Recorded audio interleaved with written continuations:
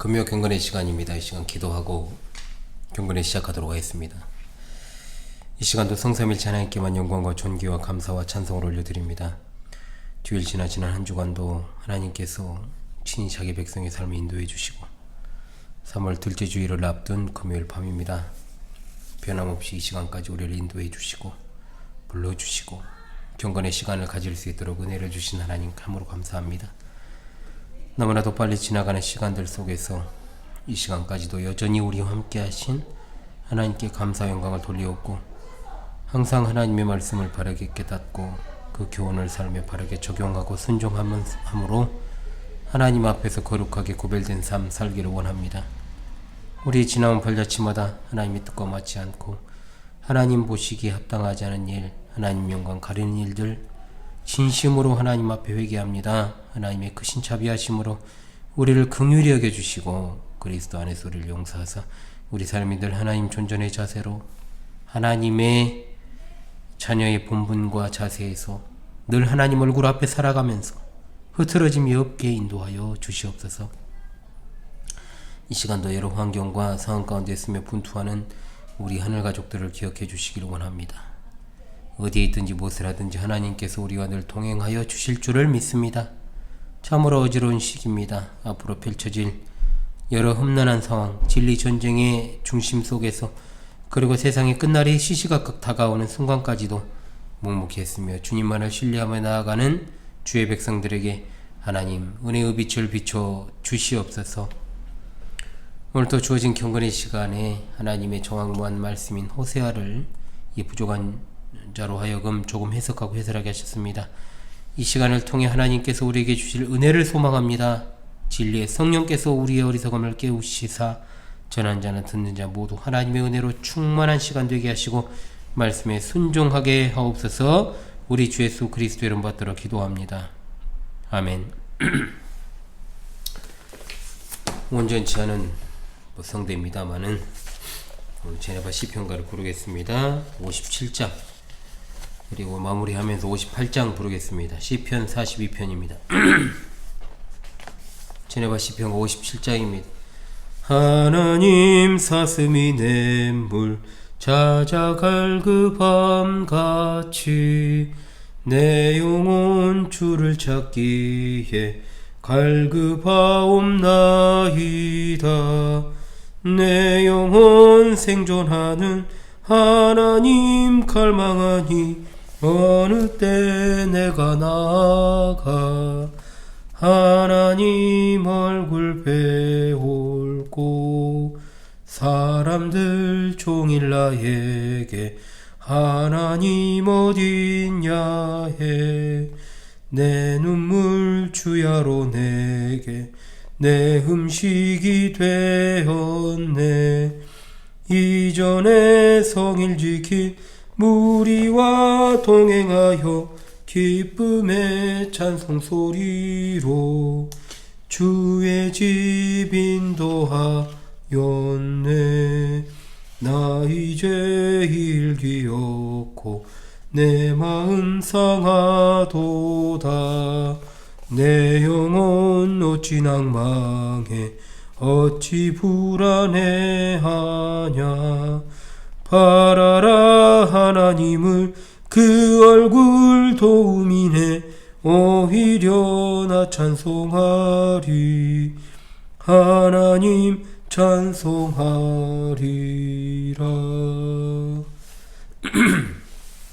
아유, 온전치 못한 성대. 예. 호세아 12장 7절로 14절의 말씀을 보겠습니다. 호세아 12장 7절로 14절의 말씀입니다. 제가 낭독하지요. 그는 상인이라 손에 거짓 저울을 가지고 속이기를 좋아하는도다. 에브라임이 말하기를 나는 실로 부자라. 내가 재물을 얻었는데 내가 수고한 모든 것 중에서 죄라 할 만한 불의를 내게서 찾아낼 자 없으리라 하거니와. 내가 애굽 땅에 있을 때부터 나는 내 하나님 여호와니라. 내가 너로 다시 장막에 거주하게 하기를 명절날에 하던 것 같게 하리라. 내가 여러 선지자에게 말하였고 이상을 많이 보았으며 선지자들을 통하여 비유를 베풀었노라. 길르앗은 불의한 것이냐? 과연 그러하다? 그들은 거짓되도다. 길갈에서는 무리가 수송아지로 제사를 드리며 그 제단은 밭이랑에 쌓인 돌무더기 같도다. 야곱이 아람애들로 도망하였으며 이스라엘이 아내를 얻기 위하여 사람을 섬기며 아내를 얻기 위하여 양을 쳤고 여호와께서는 한 선지자로 이스라엘을 애굽에서 인도하여 내셨고 이스라엘이 한 선지자로 보호받았거늘 에브라임이 경노하게 함이 극심하였으니 그의 주께서 그의 피로 그의 위에 머물러 있게 하시며 그의 수치를 그에게 돌리시리라. 아멘. 예. 오늘은 호세아 12장의 두 번째 부분을 상고하도록 하겠습니다. 이 부분은 에브라임의 교만이 하나님을 경노하게 한 그 장면을 에브라임의 행동과 말 그리고 하나님의 말씀과 사역을 대조하면서 우리에게 보여주고 계시고 마지막 14절에서 에브라임의 행동에 대한 하나님의 심판을 간결하게 요약하는 내용으로 이루어져 있습니다. 7절의 말씀은 에브라임의 현실에 관한 내용입니다. 그는 상인이라 손에 거짓 저울을 가지고 속이기를 좋아한다 그랬습니다.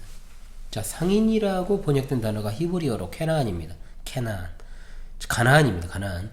8절에 에브라임이 언급이 되는데 7절에 나오는 상인이라는 말과 동의어로 쓰인 이 가나안이라는 말이 뜻하는 것은 에브라임이 가나안 족속과 별 다를 바가 없다는 겁니다. 이걸 고발해서 비유하는 말씀이다라고 볼 수 있는 거죠. 케나안이 상인 그리고 무역 혹은 장사를 가리키는 말이기도 하는데 호세아서에서도 같은 의미로 사용된 것으로 볼 수가 있겠습니다. 자, 상인의 손에 들린 게 뭡니까 여러분? 거짓 저울입니다. 구약 성경에서 저울은 아주 중요한 역할을 하는 도구로 등장합니다. 거짓 저울이 하나님께 가증하다는 말씀이 잠언서에도 2번이나 나오고 미가서에도 등장하는데 악한 백성들은 저울과 추로 사람을 속여 이득을 취하려 하죠. 아모스서 8장 5절에도 동일한 말씀이 나옵니다. 그러나 하나님께서는 그와 반대로 레위기 19장 36절의 말씀과도 같이 공의의 저울 혹은 정의의 저울을 기뻐하십니다. 하나님의 백성으로서의 거룩한 삶의 한 부분으로 공평한 저울을 요구하는 레위기의 말씀은 단순히 어떤 이것이 윤리적인 문제에 국한되는 것이 아니라 하나님을 닮아가는 거룩의 삶과 직접적으로 연관되어 있다는 걸 가르치죠. 에스겔 선지자는 영광스러운 미래에 대해서 공평한 저울이 사용되는 세상이라고 45장 10절을 통해 전달하고 있습니다. 하나님은 거짓 저울을 싫어하십니다. 예나 지금이나 마찬가지죠. 그것은 결코 변하지 않습니다. 시골에서 그리고 도시에서도 방앗간도 이제 참 양심이 바른 방앗간이 있는가 하면 진짜 불량한 것들 많이 있어요. 저도 많이 봤는데 눈금을 조작해서 거짓 저울을 쓰고 양을 줄여가지고 뒤로 조용히 빼돌리는 이런 수법을 쓰는 방앗간들이 꽤 있었습니다. 그래서 이제 고추가는 기계를 갖다가 조작해가지고 또 어느 정도 빼먹고 또 기름을 갖다가 이제 국산 참기름을 갖다가 막 섞는다거나 이런 식의 짓거리를 하는 것들이 있었어요. 이것은 거짓 저울만을 가리키는 것이 아니라 그러잖아요. 뭐 특정 이제 수산시장에서 막 저울치기 하는 것부터 시작해가지고 막 말 많잖아요, 여러분. 특히 이제 재래시장에서 그런 경우들이 굉장히 많고 호객행위가 너무 심해가지고 진짜로 물건을 사고 싶지 않을 정도의 어떤 일들이 벌어지고 그리고 이제 진짜로 뭐 눈 뜨고 있는데 코 베어 간다는 말이 있을 정도로 그렇게 재래시장에서 호객행위가 아주 심한 것을 외지인이 갔을 때 더 심하게 이렇게 하는 걸 보게 됩니다. 특정 시장 몇 개 있죠. 대체로 그렇습니다. 대체로 예전에 그랬어요. 그러니까 이런 도덕성이 좀 바닥인 사람들이 대대로 이제 장사를 해오다 보니까 그것을 이제 잘못되었다고 생각을 못하는 겁니다. 거짓 저울이라는 것, 이것은 거짓 저울만을 가리키는 게 아니라 결국 잘못된 방법으로 불의한 방법으로 이득을 취하는 모든 행위를 가리키는 말이다. 속이다라고 하는 동사는 본래 착취하다, 억압하다는 뜻을 가지고 있기 때문에 그렇게 번역하는 것이 좋습니다. 착취가 뭡니까? 부당하게 사람의 노동력을 사용해서 그에 따른 정당한 대가를 치르지 않는 것이 착취죠.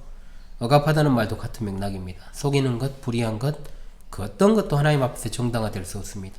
이단이나 사이비의 특징이 뭡니까? 사람들의 노동력을 갖다가 착취하고 억압하는 그런 일들이 굉장히 많죠. 또 자금도 착취하고 그런 일들이 있습니다.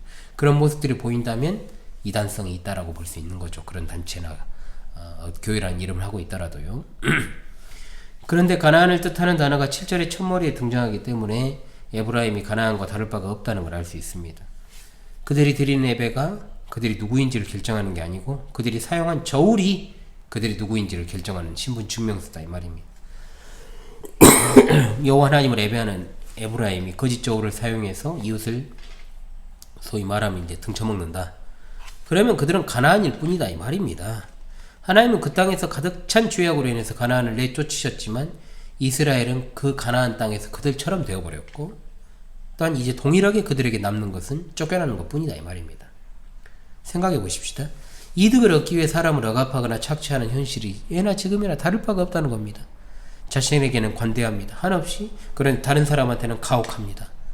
이들은 거짓 저울을 가지고 있고 이를 통해 가난한 자들을 약한 자들을 억압하고 착취합니다. 고대 이스라엘에서 이렇게 이득을 취하는 자들이 상인이라면 오늘날과 같은 자본주의 사회에서는 기업이 그런 일들을 하고 있다고 볼 수 있죠. 물론 모든 상인이 그런 억압자, 착취자는 아니고 모든 기업도 마찬가지입니다만 분명한 건 그런 자들이 상당히 다수 현실인 오늘날의 어떤 자본주의 사회의 폐해를 우리가 볼 수 있게 되는 것도 사실 현실입니다. 8절에서 에브라임은 자신의 참말을 하고 있습니다. 나는 실로 부자라. 내가 재물을 얻었는데 내가 수고한 모든 것 중에서 죄라 할 만한 불의를 찾아낼 자 없으리라. 내가 이렇게까지 땀 흘려 수고해서 재물을 모았는데 누가 이에 대해서 부정이나 불의냐 이렇게 말할 수 있냐 이 말이. 누가 나의 이 노력과 나의 어떤 이 여기에 대한 모든 열정과 노력을 갖다가 부정할 수 있냐는 거죠. 자, 이런 자들에게는 선지자들의 경고와 심판의 메시지가 그저 많이 가지고 많이 얻은 사람들에 대한 시기와 질투 시비로밖에 안 보이는 겁니다. 오늘날의 의료 사태도 마찬가지 아닙니까? 젊은 것들이 예를 들어 이것을 갖다가 우리가 돈을 많이 버니까 시기하는 자들의 어떤 시샘에 의한 것이다 라는 이런 어떤 아주 천박한 인식을 가지고 있는 의사들도 있어요. 어린 것들이. 예, 그런 문제가 아니잖아요. 이것이 더 나아가서는 어떤 의료 민영화의 문제로 이어진다라고 이야기하시는 분들도 있습니다만은 물론 그것은 예전부터 예견되었던 일이고 그 시도는 노무현 정부 때부터 끊임없이 제기되었던 일들이었죠. 의료 민영화는. 자, 그런 것으로 가는 수순이라고 할지라도 지금의 현실 어떤 의대 증원이라고 하는 것 자체가 본질을 잃어버리면 안 된다라는 것을 우리가 생각을 해야 될 것입니다.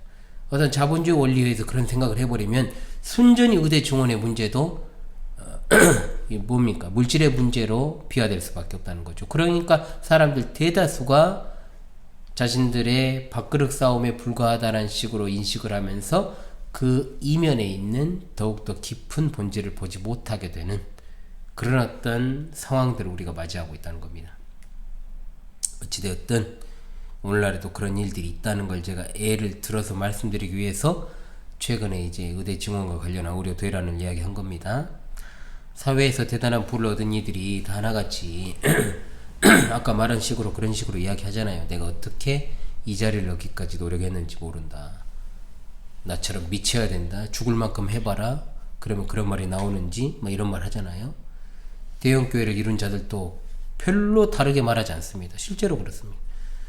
거짓 저울을 지니고 있었다는 것도 알지 못하고 다른 이들을 착취하고 억압했다. 내가 그 자리에 설 때까지 수많은 사람들의 피를 흩뿌려서 그 자리를 얻게 되었다고 할지라도 남들도 다 아는데 왜 나만 가지고 그래? 그거죠. 쉽게 말하면. 그러니까 죄를 발견할 수가 없는 겁니다. 죄라고 생각하기도 어려운 거예요. 죄의 개념 자체가 없으니까. 나봇의 포도원을 빼앗았던 아하방의 사례를 보십시오. 정의를 가려줘야 될 재판정이 오히려 권력의 불의를 갖다가 합법화하는 도구로 사용이 되잖아요. 오늘날도 마찬가지입니다. 그러므로 공평한 저울로 대표되는 이 지점은 하나님이 보시는 것과 에브라임이 보는 것이 결정적으로 다릅니다. 하나님은 선지자들을 통해서 이스라엘이 왜 존재하는가 이걸 이루셨다는 거죠. 공평한 저울은 여호와 하나님을 신앙하는 아주 본질적인 문제였기 때문입니다. 이웃에 대해서 눈앞에 보이는 이웃을 어떻게 대하는가 이건 하나님을 즉 예배하는 백성들의 민낯이 그대로 드러나는 삶의 현장의 문제 아닙니까? 이 거짓 저울을 사용하는 문제는 단순히 도덕적 윤리적 문제가 아니고 하나님의 백성으로서의 정체성과 관련된 도구로서 사용된 겁니다. 7절로 8절이 에브라임의 말과 행동을 보여준다고 했습니다. 그렇다면 9절은 뭡니까? 하나님은 어떤 분이신가? 자신들이 얻은 재물에 대해서 죄라 할 것이 전혀 없다라고 큰소리치는 에브라임에게 하나님께서는 애굽 땅 시절부터 이스라엘의 하나님이셨음을 선포하십니다. 애굽 땅 종되었던 집에서 인도에 냈던 그 종살이 했던 시절의 이스라엘을 하나님이 알고 계시건만 그들은 마치 그들의 힘으로 지금의 모든 부를 이룬 것처럼 큰 소리를 칩니다. 개구리가 올챙이 시절 생각을 못한다고. 지금 내가 잘 나가고 있으니까 원래부터 잘 나간 것처럼 생각하지만 그들의 근본은 애굽 왕 바로의 종이었다는 겁니다. 그것도 엄청나게 억압당하고 착취당하는 종 아니었습니까? 하나님은 그들을 그곳으로부터 구원하신 자유의 하나님 아니십니까? 하나님은 명절 때처럼 그들을 다시 장막에 거주하게 하겠다고 선언하십니다. 장막하면 떠오르는 게 뭡니까? 광야의 시절 아닙니까? 광야 시절에 그들은 장막에 거하면서 하나님께서 명하신 유월절을 비롯한 절기들을 지켰습니다. 명절 때처럼 장막에 거하게 하겠다. 이스라엘이 이룬 모든 것을 다 허물어 버리고 원래 이스라엘의 출발점이었던 때로 되돌리시겠다는 선언입니다. 9절에 나는 내 하나님 여호와니라 할 말씀은 하나님은 결코 소홀히 여김 받으실 분이 아님을 나타내는 것입니다. 사실 이스라엘은 해마다 초막에 7일간 거주하면서 광야 시절을 회상하고 기념을 했습니다. 초막에서 거주하는 동안 자신들에게 이 모든 것을 주신 하나님께 감사하면서 원래 자신들이 이렇게 아무것도 없는 존재였음을 되돌아 보았을 것입니다. 그러나 이스라엘이 자신들의 힘으로 재물을 모았고 거짓 저울을 사용했음에도 자신들에게 죄라 할 만한 불의가 전혀 없다고 말하니 하나님은 그들을 아무것도 없는 원래의 상태로 되돌리실 것입니다. 심판의 말씀도 되지만 이것은 심판 너머의 새로운 시작을 알리는 말씀으로도 해석이 가능하겠습니다. 여지껏 하나님께서는 선지자들을 통해 말씀하시고 여러 환상도 보이셨습니다. 비유로 가르치시기도 했습니다. 이스라엘을 향해 하나님은 침묵하지 않으셨습니다. 계속 일러주시고 알리셨습니다. 말씀은 많이 선포되지만 정작 그들이 듣고 싶어하는 말씀은 거의 없는 시대라 할 수 있습니다. 이 시대는 어떻습니까? 여전히 말씀이 여러 강단에서 정말로 많이 여러 채널로 증거되고 있지 않습니까? 그러나 들을 만한 말씀은 없는 영적 고갈 시대다라고 말할 수 있습니다. 예나 지금이나 참된 선지자들의 말씀의 사역을 통해 하나님은 끊임없이 그 백성에게 말씀하고 계십니다. 11절과 12절은 다시 이스라엘의 행동이 나옵니다. 11절의 첫 문장에 나오는 것은 기본적으로 길르앗과 불의 그리고 그들은 거짓되다 헛되다의 두 요소입니다. 그 안에 불의가 존재한다면 그들이 하는 모든 것은 헛될 뿐입니다. 그들이 하는 모든 것은 아무것도 아닙니다. 길르앗의 불의가 무엇인지 알 수 없지만 12장에서 줄기차게 언급되는 거짓, 폭력, 거짓 저울, 억압과 다르지 않습니다. 6장 8절에서도 길르앗은 악을 행하는 자들의 고울, 피발자국으로 가득 찬 곳이라고 고발되었습니다.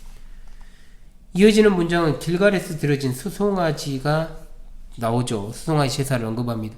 길갈은 고대 이스라엘에서 매우 중요한 예배 처소입니다. 여기에서 막대한 제사가 드려졌음을 보여줍니다. 그들의 제단이 바디랑에 쌓인 돌무더기 같다는 표현, 그만큼 흔하다는 것인데 쓸모없다는 의미가 될 수 있고 또는 그렇게 황폐하게 버려졌음을 의미하는 것일 수 있습니다. 길갈이라는 말과 돌무더기를 의미하는 히브리어 갈 사이의 유사점에서 이 두 단어를 나란히 놓은 것인데 길갈의 제단은 돌무더기 같으며 그곳에서 드려진 제사는 아무런 소용도 아무런 의미도 없는 일이었다는 말입니다. 거듭해서 호세아는 이스라엘의 실패를 고발합니다. 그들은 성지를 찾아 막대한 제사로 응답하지만 불의를 동반한 제사는 아무것도 아니고 거짓되고 헛될 뿐이다. 길르앗이나 길갈이 매우 중요하고 유서 깊은 곳일지는 모르지만 이제는 그저 부의와 거짓이 판치는 가득한 돌무더기 같은 곳일 뿐입니다. 불의를 행하는 것은 하나님께서 결코 그냥 넘길 수 없는 본질에 해당하는 것이기 때문이죠. 12절에 다시 등장하는 것이 야곱입니다. 12절만 읽어서는 의미가 분명하지 않습니다. 그러나 11절과 이어서 상고한 다음 이제 이스라엘의 행동이 분명히 긍정적이지 않게 나오죠. 12절은 또한 13절에 있는 하나님의 행하심과 대조된다는 것도 고려해야 됩니다. 특히 두 절 모두 마지막 단어가 지키다라는 동사로 끝나지 않습니까? 두 절의 제조를 우리가 볼 수 있게 되는 겁니다. 야곱은 아람의 들로 도망쳤습니다. 아내를 얻기 위해서 외삼촌 라반을 섬기고 양을 쳤다 또는 지켰습니다. 그러나 여호와 하나님은 선지자를 보내서 애굽에 있던 이스라엘을 인도하셨고 이스라엘은 하나님이 보내신 선지자로 인해 지켜졌습니다.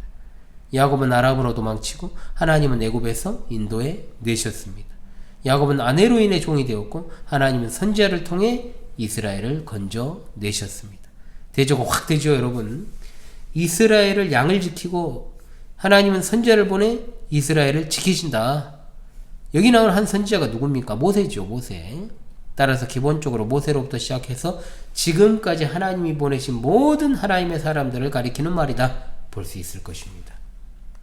이스라엘은 스스로를 위해 살아가지만 하나님은 이스라엘을 건지시고 보호하십니다. 자기 목적을 이루기 어떤 것도 마다하지 않으며 자신의 힘으로 여기까지 왔다고 말하지만 실상 하나님이 인도하신 것입니다.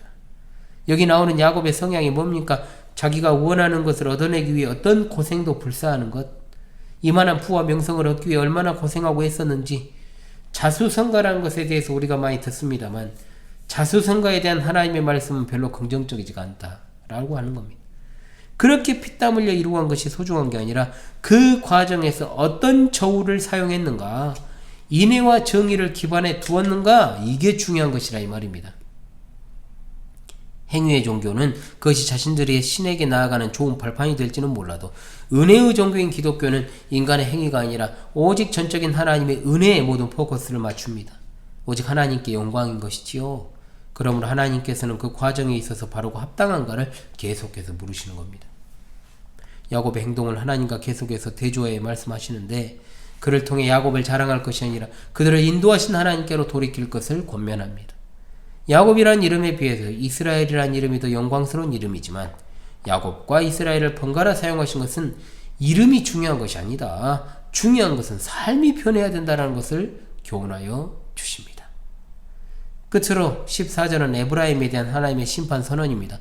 에브라임이 경노하게 함이 극심하였다고 했는데 누구를 경노하게 했겠습니까? 당연히 하나님이십니다.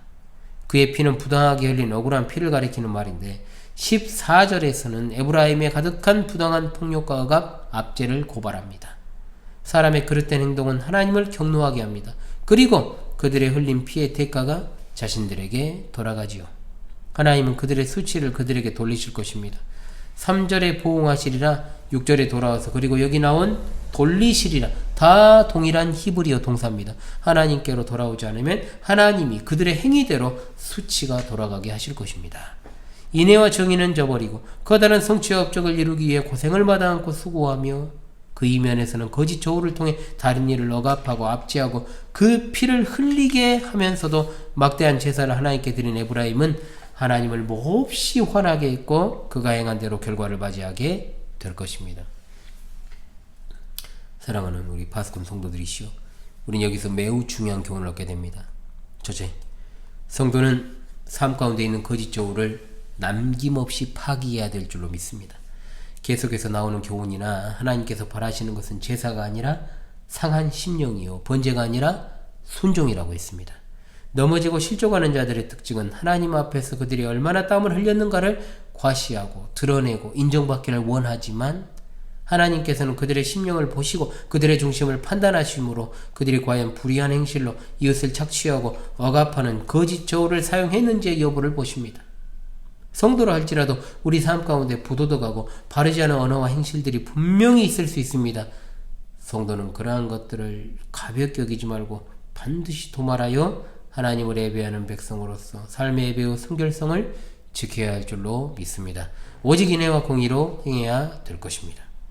둘째, 우리는 우리가 이루어간 업적들을 자랑하지 말고 그 모든 것들에 섭리하신 하나님을 기억하고 또한 우리가 구원받은 그 사실에 대해서 날마다 감격하고 겸손한 자세로 살아가야 될 것입니다. 이스라엘은 현재 자신들이 잘 나가는 것에 대해서 자신들의 업적을 자랑하고 기고만장하지만 그들은 원래 아무것도 가질 수 없는 종살이 하던 자들에 불과했다는 거죠. 죄와 허물로 이미 죽은 우리를 예수 그리스도의 십자가 속죄의 사역으로 구원받은 우리가 원래부터 자유인인 것처럼 행동해서는 안 됩니다. 우리의 신분이 바뀐 것이지 우리는 여전히 종입니다. 전에는 바로의 종, 죄의 종, 불의의 종, 사탄의 종, 이제는 주의 종, 의의 종, 하나님의 일을 수행하는 의의 무기가 된 것입니다. 그러므로 우리는 우리 삶을 불의의 무기로 대주지 말고 하나님께서 행하신 일들만을 자랑하고 예수님께서 지신 십자가의 도를 따라 겸손하게 섬기며 살아가는 삶을 살아가야 될 줄로 믿습니다. 그런 삶에 교만이 있을 수 없고 우리의 원래 처지를 생각하며 구원에 감격해하며 겸손하게 예수님을 닮아가는 우리 모두가 될 수 있기를 간절히 소망합니다. 아멘. 예. 아까 말씀드렸던 58장 우리 제네바 시편 58장 이어서 42편 노래합니다. 하나님 나의 영혼이 낭망함이 되므로 요단 땅 헤르몬 산과 미살산 서주기여 주 폭포 소리내 바다가 서로 불러 주님의 파도 물결이 나름 몰하도소이다. 낮에는 여호와께서 그 인자 베푸시고 밤에는 찬송이 있어 생명의 주께 기도. 내 반석 하나님께 말하리 왜 잊었나 나 어찌 원수 압제로 슬프게 다니나이까. 내 뼈를 찌른 칼같이 내 대적 날 비방해. 하나님 어디냐 말해 하나님 어디냐 해. 내 영혼 낭망하며 어찌에 불안하뇨 주님께 소망을 두라. 하나님 나 찬송하리.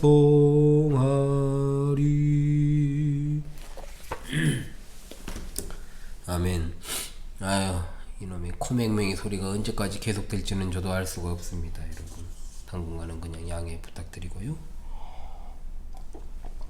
날씨가 변하면 괜찮아질 것 같다는 생각이 좀 들기도 하고 그렇습니다. 봄철에 되면 또 뭐 제가 뭐 검사해 봤는데 뭐 꽃가루 알러지 같은 건 없다고 하니까 알레르기는 뭔 일이 있겠습니까. 예, 2024년 3월이 밝고 벌써 이제 한 주가 지나가고 또 둘째 주일을 앞두고 있습니다.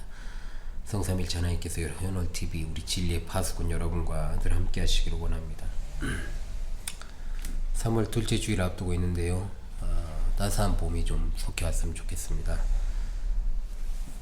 힘겨웠던 지난 겨울을 뒤로 하고요. 물론 사회 경제적으로 매서운 한파는 계속 되겠지만 그래도 우리가 끝까지 버틸 힘을 하나님께로부터 부여받아서 이 위기의 시대 끝까지 살아남아 주님의 일 감당할 수 있기를 원합니다.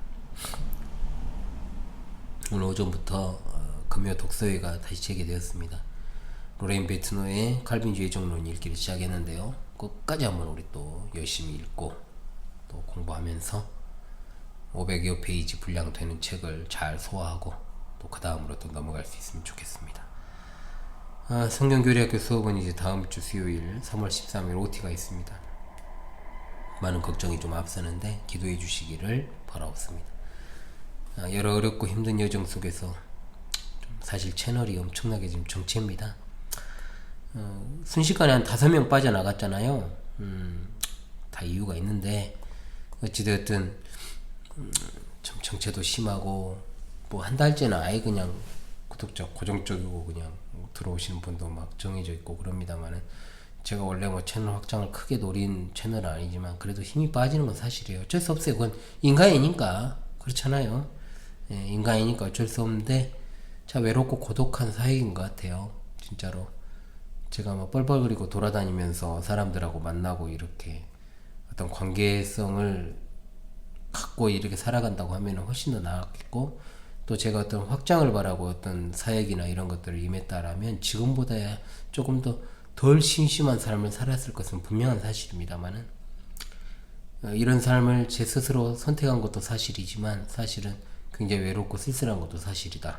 뭐 이런 생각이 듭니다. 예, 어찌되었든 현월TV는 계속해서 전진할 것입니다. 제가 살아있는 한 계속 할 거예요. 예, 그러니까 걱정하지 마시고 함께 해주시는 분들 계속해서 기도해 주시고 이 고독하고 외로운 여정에 함께하는 진짜 신앙의 동지가 되어 주십시오. 이 어떤 온라인 이런 어떤 플랫폼으로 이렇게 만나 뵙게 되는 성도들은 아무래도 한계가 있어요. 뭐니뭐니 한계가 있습니다. 어떻게 할 수가 없어요, 그거는. 그리고 제가 항상 생각하는 것은 제가 항상 또 기도하기도 했고 우리 성도님들 이 방송이 어떤 분들에게는 더 이상 필요가 없도록 우리 성도님들 중에 단 한 분도 출석할 교회를 찾지 못해 방황하는 분이 없었으면 좋겠고, 진짜 그렇습니다. 또 본교에 속한 성도님들은 충분히 현장에서 이 울타리 안에서 좀 자유를 누리셨으면 좋겠다. 교회는 10년이 넘었고 방송만 5년이 되어 가는데 아직도 이렇게 정체고 크게 달라지지 않는 모습이 사실 지치기도 합니다. 그러나 언제는 제가 승승장구한 적이 있었느냐 생각해보면 지금이 감사하다는 생각을 또 하고 있습니다.